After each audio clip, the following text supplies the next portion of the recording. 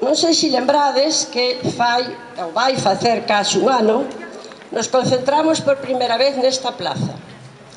Daquela non sabíamos quen nos convocaba.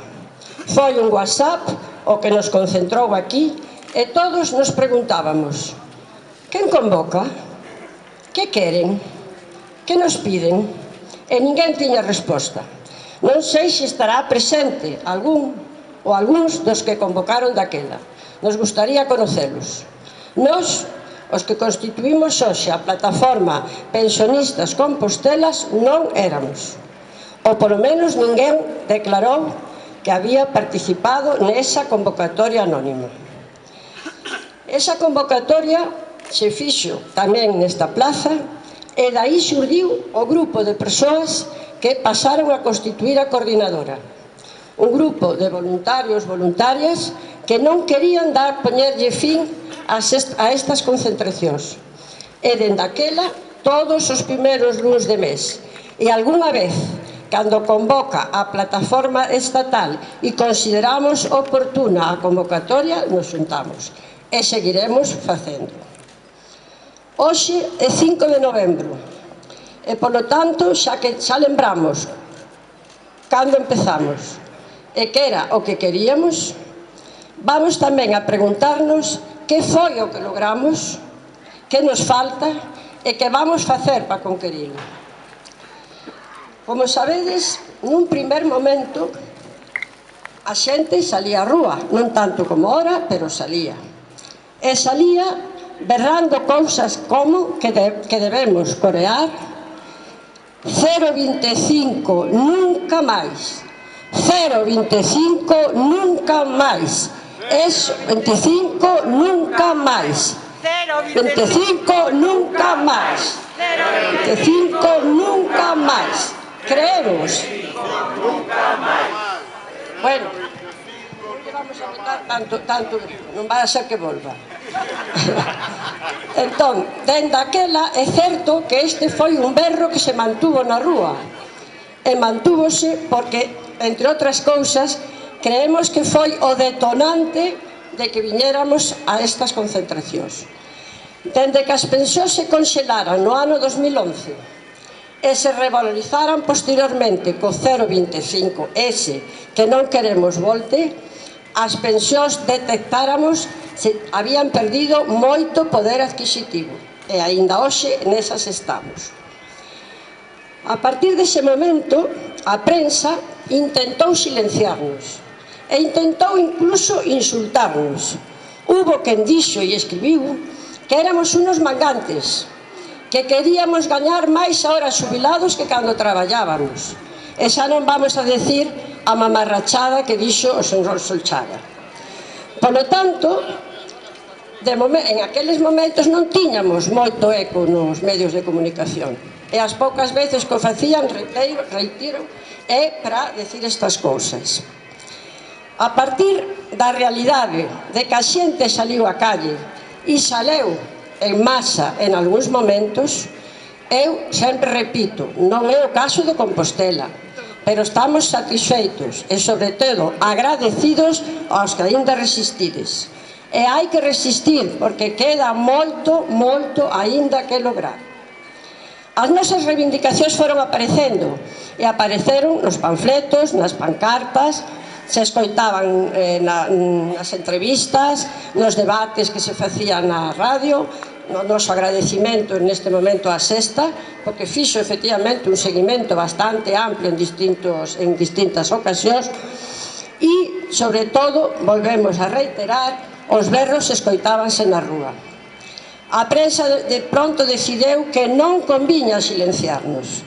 Era absurdo estar dicindo que eran unos mangantes os que andaban por la calle, porque nadie se lo iba a creer.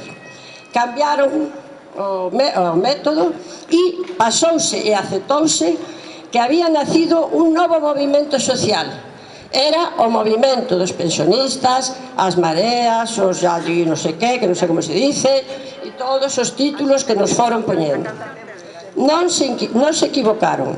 Esta xente, é dicir, todos os pensionistas, nos fomos organizando de xeito voluntario nunhas plataformas. Hoxe hai ao redor unhas 300 en todo o Estado e son unhas plataformas transversales, non nos esquezamos, unitarias, donde todos cabemos, e non é certo que teñamos ningunha vinculación política concreta. Non falo do que cada quen individualmente pense ou faga, ou milite donde lle parezca.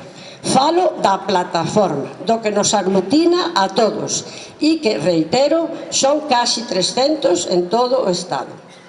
Ante esta evidencia de que había esta cantidade de xente nas rúas e que con moita forza e con moito coraxe estaban dispostos a defender non só as súas pensiones, como xa temos dito, sino tamén a dos fillos e a dos netos, empezaron a darnos un pouco de chance.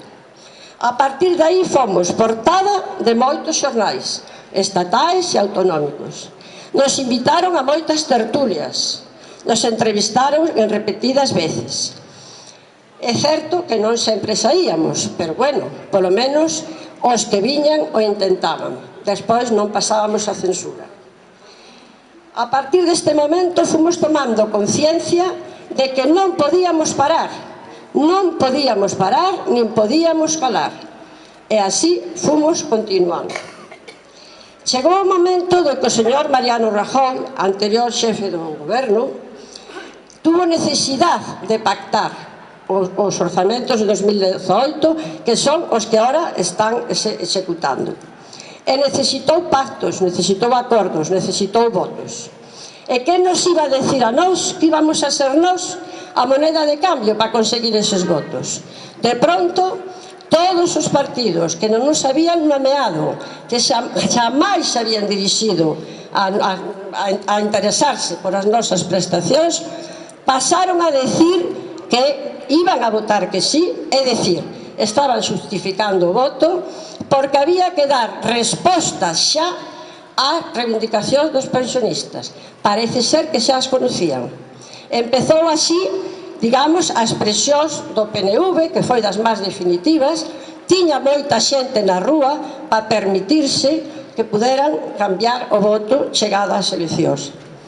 Chegou o momento, pois, de que o pacto con eses partidos, os que apoiaron os orzamentos, reitero, trouxeron como consecuencia unha serie de melloras que non podemos negar, pero sí temos que lembrar que son a mínima parte do que estamos reivindicando.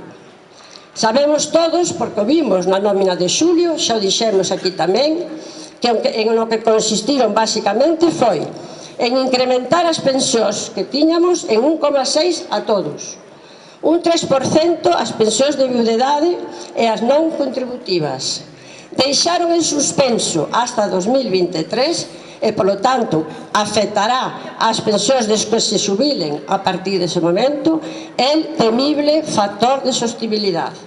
E hubo unha elevación do mínimo exento no imposto de RPF que parece ser, según algúns estudios, que a poucos pensionistas vai beneficiar. Polo tanto, reitero, iso é o que conquerimos, xa temos resposta. Ahora ben, tiñamos que seguir na loita, tiñamos que seguir na rúa.